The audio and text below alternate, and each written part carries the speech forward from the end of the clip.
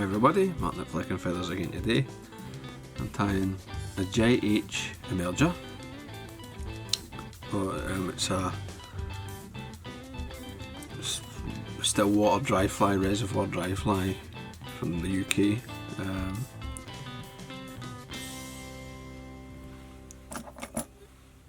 Tied originally by John Horsey, hence the JH. As always, I'll put a materials list in the description, along with a link to the Patreon page for anybody who wants to support the channel, get access to the members only content and be eligible for the giveaways. So, I've got my hook and my vise. It's a size 12 Kamasan B100. You could use the full and mill super grub as well. And this is a size 12, or 10s and 12s really, you want to tie these probably. You could go smaller. So I'm going to tie in first my wing, and it's like a poly yarn. Aero dry wing is what I'm using, but polypropylene, something like that's fine. And I'm catching that in there, and I've got like an eye length clear right in front. I'll just put a couple of wraps here just to show you. I'll catch that in, and I've tied it in more or less the length it will be. I might shorten it slightly.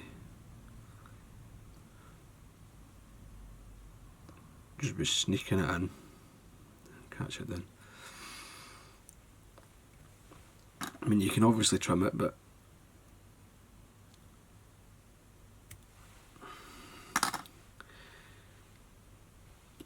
I like it if it's not completely smooth, like a completely straight edge. I'd rather it was a wee bit. Every time you tie a fly with the bunch, it knocks it ends very slightly out of alignment, and it just looks a bit more natural to me. I'm sure the fish don't care.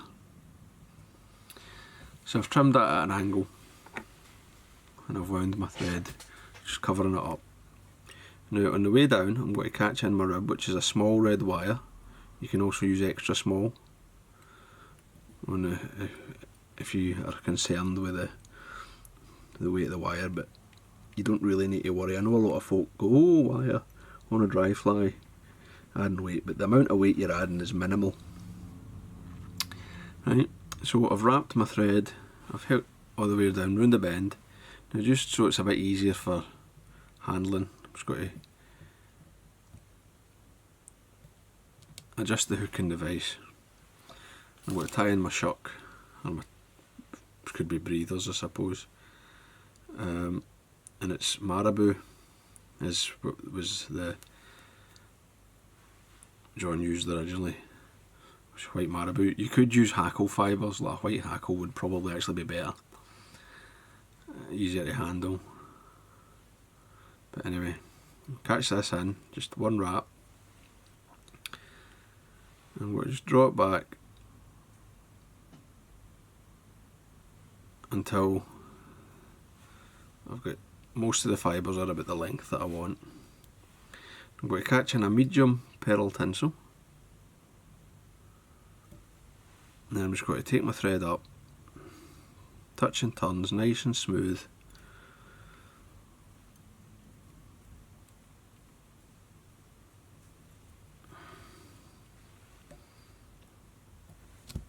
Now I'll just do this so you can see just now. I'm going to just take them, and if there's any that are a wee bit too long, just snap them. So you've got a Shuck length, or a wee breather length there, about 3/4 of a shank or so. You don't need all the fibres to be the same length either. So just winding up. When I get to the back of the thorax, I'll just trim that away.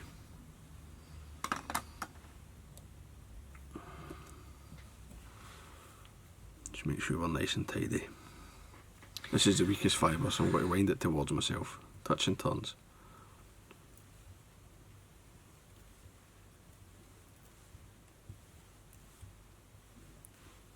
when I get to my thread, tie it off.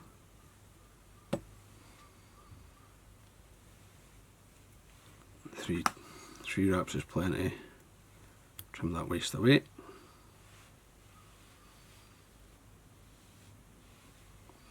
And then I'll take my rib up this wire. Then I'll take a full turn at the back, and then I'll come up and say 4 or 5.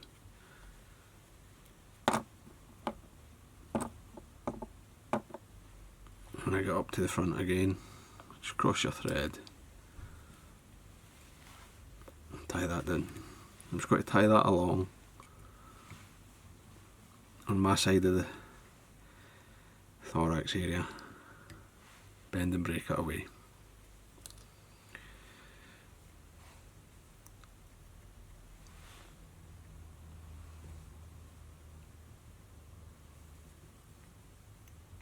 That's fine. Make sure everything's nice and secure. Now I'm going to take some silver. This is actually fluorescent red, but you could use a standard red. Obviously, I mean, you can tie these in other colours. This is like an emergent midge pattern really, so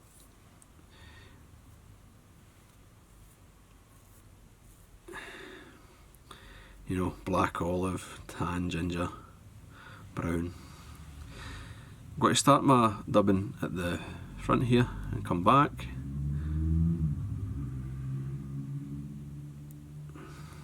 Build up a decent sized thorax, and then I'm just going to run my thread quickly through it to the front, lift this wing up, make sure it's standing up nicely. It's a wee bit untidy there at the front, so I'm just going to sweep all any wee bits of dubbing, just pull them back,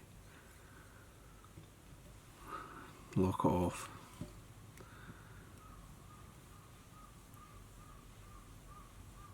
Whip finish.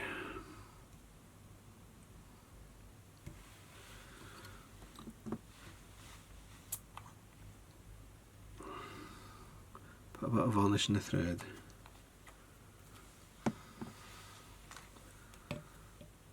And I'll do it again.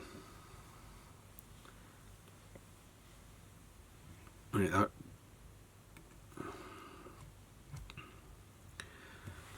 It's nice and secure, not tight.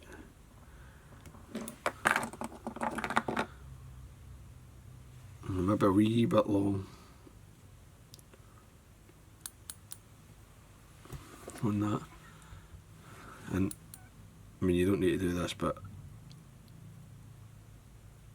if I trim it, I always like to come in at the tips there, just to break that straight line, make it a bit rough, and then come in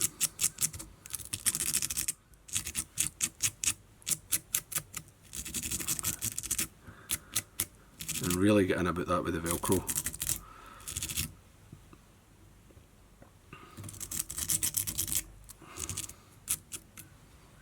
Build this bushy, straggly seal fur thorax there. And then obviously when you come to gink this fly or grease it up, I like muslin, but you can use what you want. I'll just show you here. I've got a wee tub of muslin. Get the paste, and I just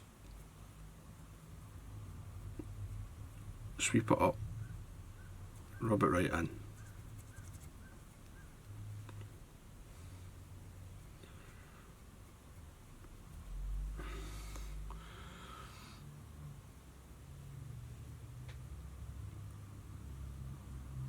And that will float that thorax nicely. But the abdomen section, it's just the tinsel in the wire that just cuts through the surface film. But I always like to sweep it up like that, so I've got a flat bottom, and it stays like that quite well actually. Good fly. Not really that popular and that well known anymore, I don't think, but it's a good fly. If you think the pearl's a bit too shiny, you can go for just a clear wrap as well. So there you go. I hope that was useful. I hope you enjoyed it. If you did, please remember to give me a thumbs up below and subscribe to the channel. Tight lines, guys. Bye.